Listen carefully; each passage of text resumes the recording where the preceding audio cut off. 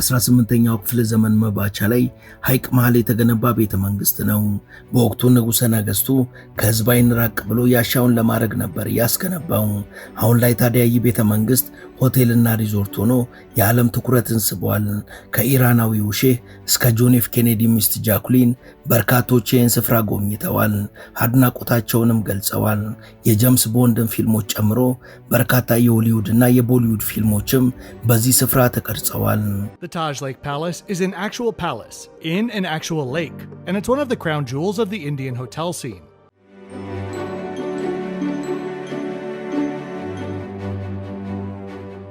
ሰላም ውድ ቤተሰቦች፣ በዛሬው መሰናዷችን ቱሪስቶች እየጎረፉበት ስላለው አነጋጋሪውና አስደናቂው ቤተ መንግስት እናወጋቸዋለን።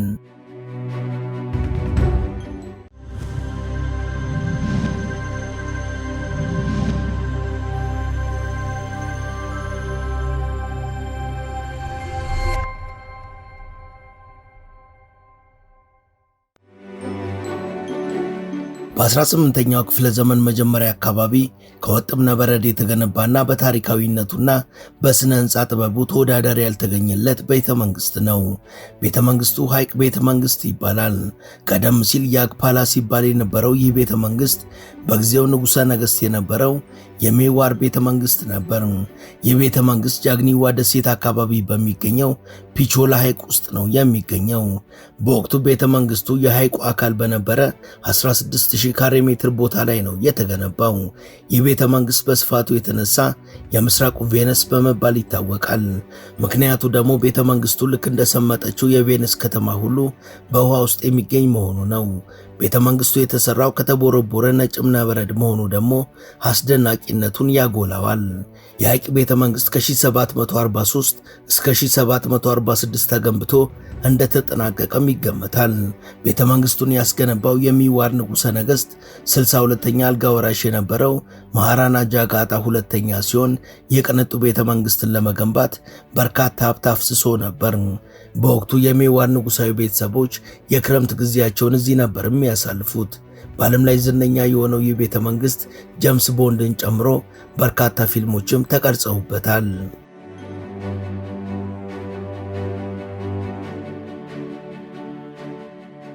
አሁን ላይ ቤተ መንግስቱ በህንድ የባህል ሆቴሎችና አስተዳደር ባለስልጣን ባለቤትነት ስር የሚገኝ ሲሆን ይህ ተቋም ካለፉት 50 ዓመታት ጀምሮ ነው ሲያስተዳድረው የቆየው። ቤተ መንግስቱ የተገነባው ፊቱን ወደ ምስራቅ አድርጎ ነው። ምክንያቱ ደግሞ ነዋሪዎቹ ሱሪያ ለተባለው የሂንዱ የፀሐይ አምላክ ለመጸለይ የተመቸ እንዲሆን ነበር። በወቅቱ የነበረው ንጉሥ በከተማ ውስጥ ቤተ መንግስት የነበረው ቢሆንም እንደ ልቡ የፈለገውን የሚያደርግበት ግን አልነበረም። እናም የፈለገውን ጋብዞና እንደ ንጉሥ ሳይሆን እንደ አንድ ፍላጎት እንዳለው ሰው በምሽት ጨረቃ ስር ለመፈንጠዝ ተገቢ ያልሆኑ አላስፈላጊ ትችቶችንና ሐሜቶችን ለመሸሽ እንዲሁም ቀልቡ ካረፈባቸው ቆንጆ ሴቶች ጋር እንደ ልብ ለመሆን ነበር ይህን ቤተ መንግስት በሐይቁ ላይ ያስገነባው። ከሱ በኋላ የመጡ መሪዎችም በክረምቱ ወራት መልካም ጊዜን ለማሳለፍ የሚመርጡት የመዝናኛ ቤታቸው ሆኖ ቆይቷል። ሐይቅ ቤተ መንግስት ንጉሠ ነገሥቱና መሳፍንቱ ወሳኝ የሆኑ ስብሰባዎችን ለማድረግም የሚመርጡት ሲሆን ለዚህ ተብሎ የተዘጋጀ እንደ ስቴዲየም ደረጃዎች ያሉትና በምሰሶ ላይ የመሰብሰቢያ አዳራሽ በግቢ ውስጥ ይገኛል። የቤተ መንግስቱ ግድግዳዎች የተሰሩት ከነጭና ጥቁር እብነበረድ ሆኖ በከበሩ ድንጋዮችና የተለያዩ ጌጣጌጦች የተንቆጠቆጡ ናቸው። በግቢው ሰፊ አትክልት ቦታዎችና በርካታ ፏፏቴዎች ያሉ ሲሆን የቤተ መንግስቱ የላይኛው ወለል በክብ ዲዛይን የተሰራ ነው። የዚህ ክብ ቅርጽ ከአንዱ ጫፍ ወደ አንዱ ጫፍ ያለው ዲያሜትርም 614 ሜትር ነው።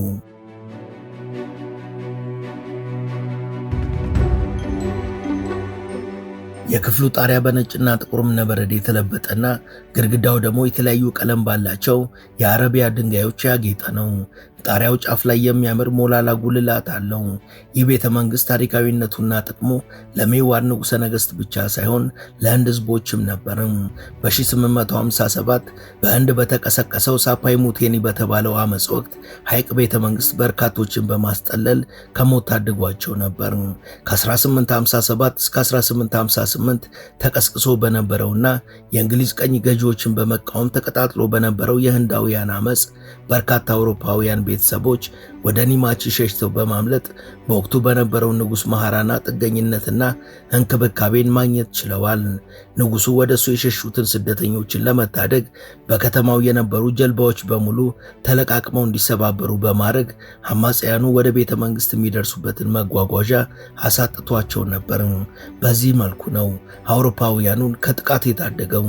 በጊዜ ሂደት የህንድ የፖለቲካ ባህል እየተለወጠ ሲመጣ እንዲሁም የመሳፍንቶቹ የዙፋን ፍላጎት እየተዳከመ ሲሄድ በኢንዳይፑር የነበሩ የውሃ ላይ ቤተ መንግስቶች ውርጭና ሐሩሩ ይፈራረቅባቸው ጀመር። እየተከታተለ የሚንከባከባቸውም አልነበረም። በ19ኛው ክፍለ ዘመን አጋማሽ ፒየር ሎት የተባለ ፈረንሳዊ ጸሐፊ ቤተ መንግስቱ ቀስ እያለ ወደ ሐይቁ ቅርጽ ራሱን እየለወጠ ነበር በማለት ሁኔታውን ገልጾት ነበር።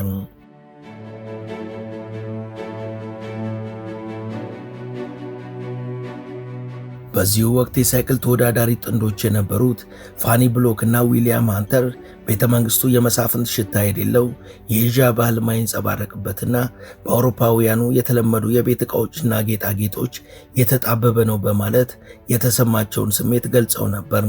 ከ1930 እስከ 1955 ባሉት 25 ዓመታት ውስጥ ወደ ዙፋን የመጣው መሃራና ቻንድራ ፕራሽካ የቤተ መንግስቱን ክፍሎች በመጨመር ማራኪነቱን ከፍ ለማድረግ የሞከረ ቢሆንም ቤተ መንግስቱ ምንም አይነት ለውጥ ያልተደረገበት በመሆኑ እንደወደቀ እንጨት ብል እየበላው ቀጥሎ ነበር። በ1950 ቦታውን የጎበኘው ጆፍሪ ኢዳኒል የተባለ ጸሐፊም ቦታው አስታዋሽ ያጣና ጸጥታው ከመቃብር በላይ የጠለቀ ነው። ያንን ጸጥታ መቋቋም የሚችሉት ከብዛታቸው የተነሳ ጉም የሚመስሉት ቢምቢዎችና የነሱ ጩኸት ብቻ ነው ብሎ ነበር። ንጉሱም በወቅቱ ሐይቅ ቤተ መንግስትን በአንዳይፑር የመጀመሪያው የቅንጦት ሆቴል ለማድረግና ለሚያስፈልጉ የሥራ ማስኬጃዎች የራሱን ወጪ እንዲችል ለማድረግ ወሰነ። ከዛም ዲዲ ኮንትራክተር የተባለ በአንድ አሜሪካዊ አርቲስት የሚመራ ተቋም ቤተ መንግስቱን ወደ ሪዞርትነት የማሸጋገሩን ፕሮጀክት ዲዛይን እንዲያማክር በመቅጠር ስራው ተጀምሮ ነበር። ውድ የመሿለኪያ ላይፍ ቤተሰቦች አብራችሁን ስለሆናችሁ ከልብ እናመሰግናለን። በአጭር ጊዜ በበርካቶች ተወዳጅ የሆነችው መሿለኪያ ላይፍ ቻናል የበለጠ እንድታደግ ሰብስክራይብ ያላደረጋችሁ አንድ ጊዜ ሰብስክራይብ በማድረግ እንድንበረታ እንድታግዙን አስታውሰን ተረካችንን እንቀጥል። የዲዲ ኮንትራክተር ባለቤት የሆነው አማካሪውም ስለ አዲሱ ንጉሥ ሕይወትና ለሥራ ስላለው ቁርጠኝነት እንዲሁም ስለ አጠቃላይ ማንነቱ እንደሚከተለው ተናግሯል። እኔ ከ1961 እስከ 1969 ባሉ 8 ዓመታት ከንጉሱ ጋር በአማካሪነት ሰርቻለሁ። ፕሮጀክቱ የሚወስደው ረጅም ጊዜ ነው። ንጉሱ በትክክልም ንግስና የሚገባው ሰው ነበር። እናም ከሱ ጋር በሰራው ጊዜ ከአንድ ንጉስ ጋር መስራት የቻልኩኝ እድለኛ እንደሆንኩኝ ይሰማኝ ነበር። በጊዜ ጎዳና ወደ ኋላ ተጉዤ ያልተበረዘ ሰብአዊነት ከነበራቸው ከሬኔሳንስ ሰዎች ጋር የኖርኩ ያህል ነበር ይሰማኝ የነበረው። በወቅቱ ወደ ሌላ የተለየ ዘመን እንደሚሄድ ብቻ ሳይሆን ሌላ ዓለም ውስጥ ያለውም ይመስለኝ ነበር። ንጉሱ በዙፋኑ ላይ በማይሆንበት ጊዜ እንደ ሁላችንም የሥራ ልብስ ለብሶ ከቀን ሰራተኛ እኩል ሲሰራ ይውላል። ነገር ግን ትክክለኛ ማንነቱ ሁሌም አብሮት ነበረ። ንጉሱ ወደ ዙፋኑ ሲመጣ ከመሳፍንቱ ወይም ከንጉሳዊው ቤተሰብ ይህ ነው የሚባል የወረሰው ገንዘብ አልነበረም። በተቃራኒው ከበድ ያሉ ችግሮችን ነበር የወረሰው።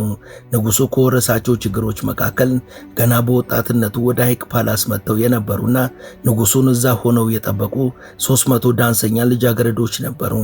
እነዚህ ዳንሰኛ ልጃገረዶች ከሱ በፊት የነበረው የመሃራና ሲህ ልጃገረዶች ነበሩ።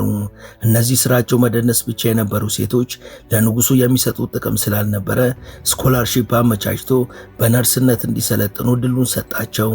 እነሱ ግን ከሐይቅ ቤተ መንግስት ንቅንቅ ማለትን አልፈለጉም ነበር። ታዲያ ንጉሱም እሺ ብሎ በቤተ መንግስት እንዲኖሩ ከመፍቀድ ውጪ ምርጫ አልነበረውም። እርግጥ ነው ሴቶቹ እርጅና እየተጫጫናቸው ነበር። ሆኖም የነበራቸውን ኃላፊነት ግን አልዘነጉም። አንዳንድ መንግስታዊ በዓላት በሚኖሩበት ጊዜ ወደ መድረክ በመውጣት የፊት መሸፈኛ ሻላቸውን አድርገው እየዘፈኑ ይደንሳሉ። ንጉሱ ከወረሰው የእሱ ኃላፊነት ከሆኑት መሃል ደግሞ የቤተ መንግስቱ ንብረት የሆኑ 12 ዝሆኖች ይገኙበታል። ዝሆኖቹ እንደ ሌሎቹ ወደ ጫካ የሚለቀቁ አይደሉም። በንጉሳዊ ቤተሰቦች ወግ አምረውና ተጊጠው በየቀኑ በስነ ስርዓት መመገብ አለባቸው። የሚገርመው ንጉሱ ይህን ሁሉ ተቋቁሞና አቻችሎ ሲኖር ስንጥር እንኳን የጭንቅላቱ ጸጉር ላይ ያረፈ አይመስልም ነበር በማለት አሜሪካዊ ኮንትራክተር ትዝብቱን አጋርቷል።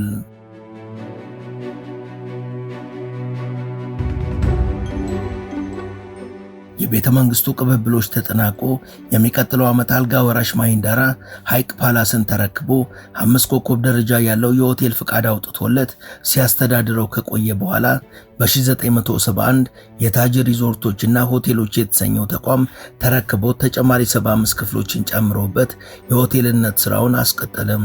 ሆቴሉ ገቢ ያስገባ ራሱን በመቻሉም በ2000 ሁለተኛው ዙር እድሳት ተደርጎለታል። የንጉሠ ነገሥት ዘር ያለባቸው ሰዎችም በሆቴል ውስጥ ቁልፍ በሆነው የማኔጅመንት ቦታ ላይ ይሰራሉ። ይህን ተከትሎ ሐይቅ ቤተ መንግስት በርካታ ትላልቅ እንግዶችን ተቀብሎ ማስተናገዱን ጀመረም።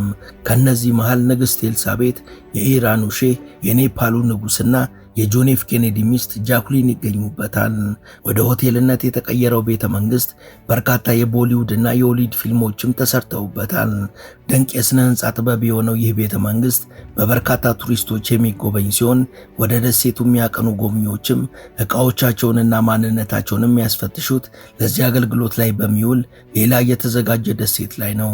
እዛ አስፈላጊውን ፎርማሊቲ ካጠናቀቁ በኋላ ነው ወደ ሆቴሉ በጀልባ የሚመጡት። ሆቴሉ እንደደረሱም አበባ እየተበተነ አቀባበል ተደርጎላቸው ወደ ሪሴፕሽን ይወሰዳሉ።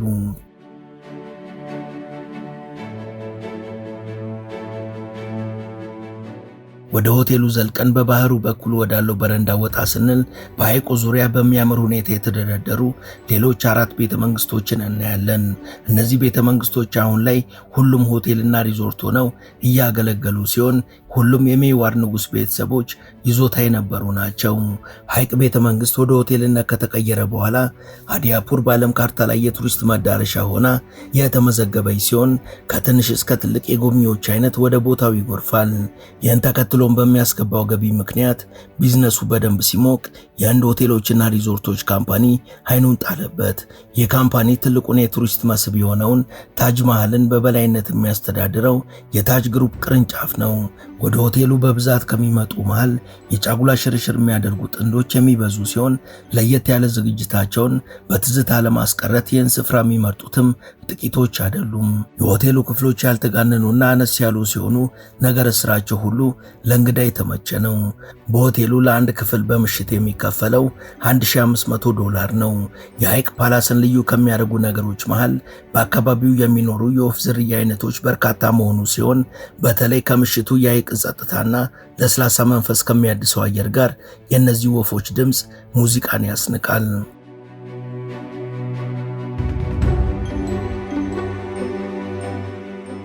የሆቴሉ የኤሌክትሪክ ዝርጋታ ጥንታዊ የሆነ ነገር ግን የሚያምር ዲዛይን ተጨምሮበት የሆቴሉን የቀድሞ ታሪክ የሚያሳይ ነው። ሆቴሉ በየምሽቱ በፀሐይ ብርሃን ቻርጅ የሚደረጉ ጀልባዎችን በማቅረብ እንግዶችን በሐይቁ ላይ በማዘዋወር በሐይቁ ዙሪያ የሚገኙትን ሌሎቹን ሆቴሎች እንዲጎበኙ እድል የሚሰጥ ሲሆን የምሽት ጉዞ በራሱ የተለየ ስሜትን ይሰጣል። ሐይቅ ቤተ መንግስት ከተገነባበት ዓላማ አንጻር አንዳንዶቹ አሁን ላይ ካሉ ሆቴሎች ወይም ሪዞርቶች ጋር እያነጻጸሩ በመጠን ያነሰ ነው ቢሉም መዘንጋት የሌለበት ግን ቦታው አስደናቂ የውሃ ውስጥ ግንባታ ጥበብ የተንጸባረቀበት ትክክለኛ ቤተ መንግስት መሆኑ ነው። ሐይቅ ቤተ መንግስት ለሀገራቸውና ለሕዝባቸው ከልባቸው በቁርጠኝነት ኃላፊነታቸውን ይወጡ የነበሩ እውነተኛ ነገስታቶች ለበርካታ ትውልድ እየተቀባበሉ የኖሩበት ዘመን ተሻጋሪ የሆነ ታሪካዊ ቤተ መንግስት ነው።